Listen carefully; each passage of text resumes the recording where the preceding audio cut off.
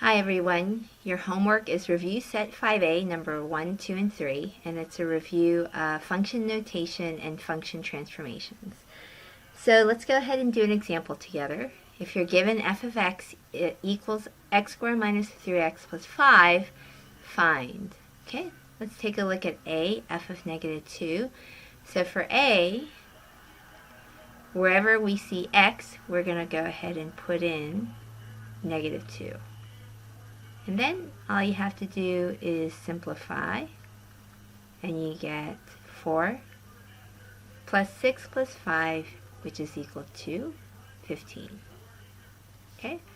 Letter B, we're going to take x, and wherever you see x, we're going to replace it by 2. So what this is going to be is it's going to affect the horizontal dilation. It's going to either compress or stretch, and because it's dividing by 2, it does the opposite of what you think. It's actually going to be a horizontal stretch.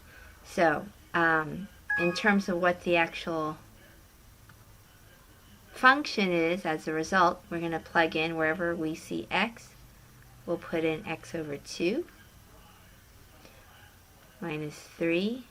Again, replace x with x over 2 plus 5, and we'll get 1/4 x squared, because it's x squared over 4, minus 3/2 x plus 5. And this is a horizontal stretch. Okay, and we'll check this at the end with Desmos. Letter C. This is going to affect the horizontal, it's going to be a horizontal dilation. You're multiplying by 3, so it's going to actually be a horizontal compression. So wherever you see x, you're going to put 3x.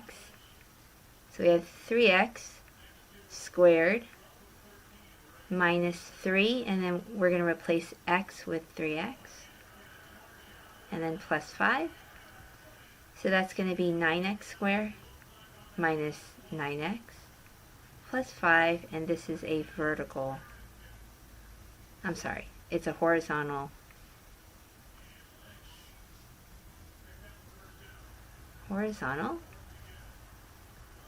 compression. Okay, and then the last one,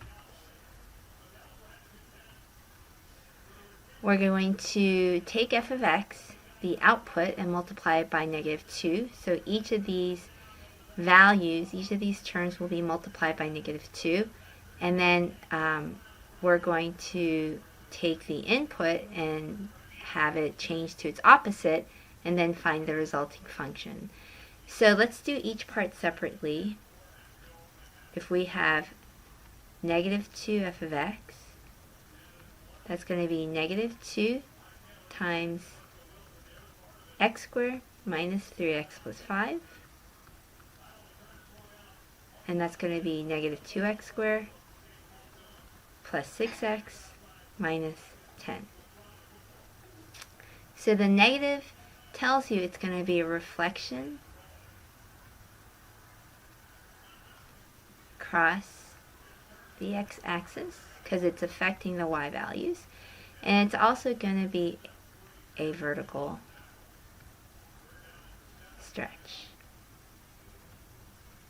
Now, the second part is f of negative x.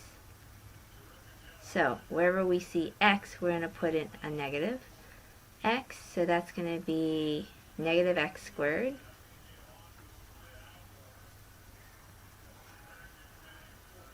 minus 3 negative x, and that minus 3 times negative x plus 5. And this is going to be x squared, because negative x times negative x is x squared, plus 3x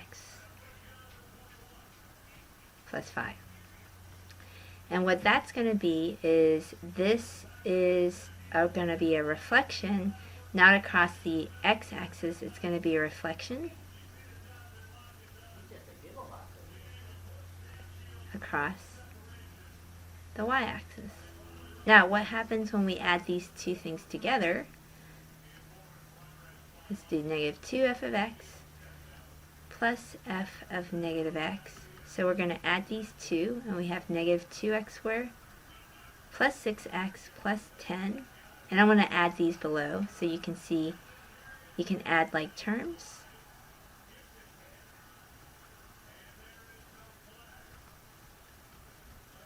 Okay, so what we're going to get is we have negative x squared plus 9x plus 15.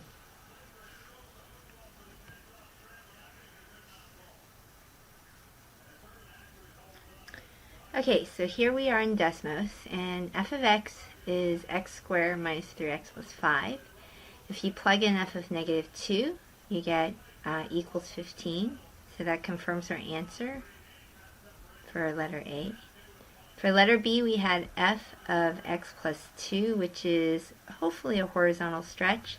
And so if I turn that on, I can see that the green parabola is stretched horizontally. And so everything is stretched twice as far as it is from the y-axis. So you see this point is twice as far from this point, and this green point is twice as far from this one. And that's true for all points on the green. It's twice as far from the y-axis as the points on the red parabola. Okay? And also our answer was 1/4 x squared minus 3x plus 5. And you can see if I turn the green off, the black and the green are actually right on top of each other, so they're equivalent. Okay, what about f of 3x? So we saw that that's the purple parabola, which is a horizontal compression. And if we turn on the 9x squared minus 9x plus 5, we can see that indeed our answer was correct for f of 3x. That's also equal to 9x squared minus 9x plus 5, and it's a horizontal compression. Now for letter D, we had negative 2f of x, and as you can see, it is a reflection across the x-axis, and it's also a horizontal it's a vertical stretch.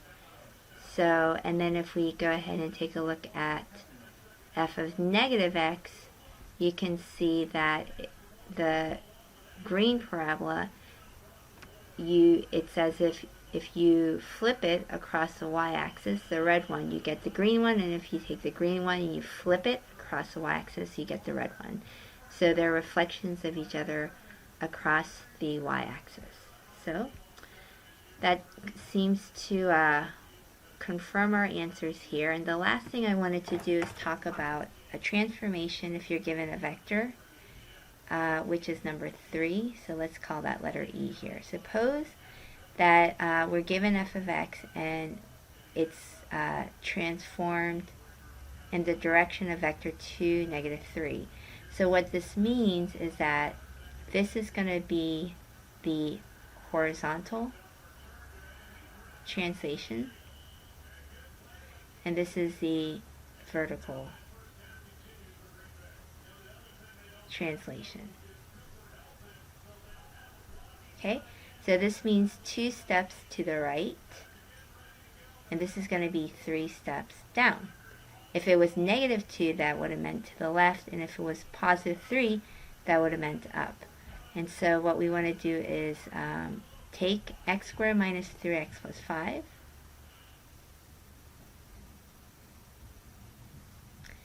and the easiest way to do translations is if we complete the square. So we're going to do x squared minus 3x, leave a space here, plus 5. So we're going to take this b term, divide by 2 and square it, and we get 9/4. So we're going to add 9/4, but then subtract 9/4. And in this case, we get x minus 3/2 squared. And where did the 3/2 go? Well, that was the original b divided by 2. Plus, and then I want to go ahead and just use fractions. So I know 5 is equal to 24. 20 minus 9 is 11. Okay.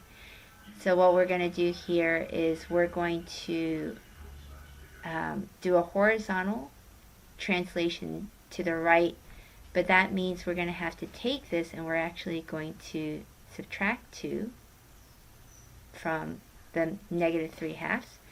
And the vertical translation, we're going to subtract 3. And so therefore what we do is we get x minus, this is equal to 4/2, so that's 7/2 square. And then this is equal to, let's see, this is equal to, so you guys can see this, minus 4/2. So -3/2 minus 4/2 is equal to -7/2. This is equal to -12/4. So 11/4 minus 12/4 is equal to -1/4. Okay, so what this did is we translated 2 steps right, and then we also went 3 steps down. And these are translations. Okay. Alright, I think the book will probably be a little easier because this B term most likely will be an even number, so you won't have to deal with fractions. But anyway, if you have any questions, just let me know. Bye.